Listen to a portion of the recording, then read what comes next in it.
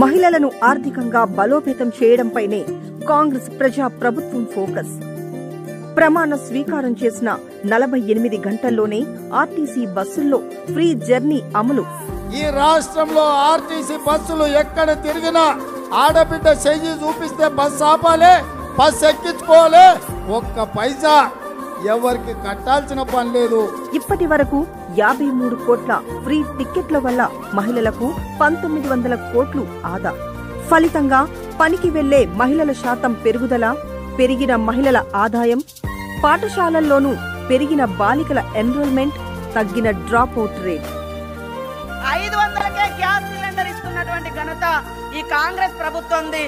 500కే cylinder తో పాటు మహిళా సంఘాలకు 306 కోట్ల సున్నా వడ్డీ రుణాలు. మహిళలను గౌరవిస్తాం, మహిళలను అందరం ఎక్కిస్తాం, మహిళలను కోటీశ్వరులు చేస్తాం. తల్లులారా, సెల్ఫ్ హెల్ప్ గ్రూప్ మెంబర్స్ అందరికీ వడ్డీ లేని రుణాలు ఇవ్వాలని చెప్పి ఒక గొప్ప నిర్ణయాన్ని తీసుకొని SHGలోని ప్రతి మహిళకు 10 లక్షల బీమా, మహిళా సంఘాల రుణ బీమాకు 50 కోట్లు, 15 లక్షలకు పైగా స్కూల్ యూనిఫాంల కుట్టుపని అప్పగించి మహిళలకు ఆర్థిక స్వావలంబన చేకూర్చింది ప్రజాప్రభుత్వం.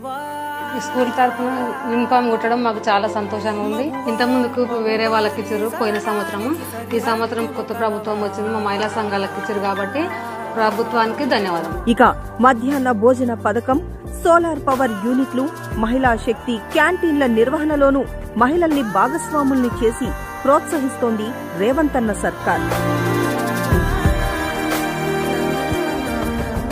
అమ్మ ఆదర్శ కమిటీల పేరుతో 20,680 సర్కారు బడుల బాగోగు బాధ్యతలు, 1050 మీసేవ, ఆధార్ కేంద్రాలు, శిల్పారామంలోని 117 స్టాల్స్ ను మహిళా సంఘాలకు కేటాయించింది రేవంత్ అన్న ప్రభుత్వం.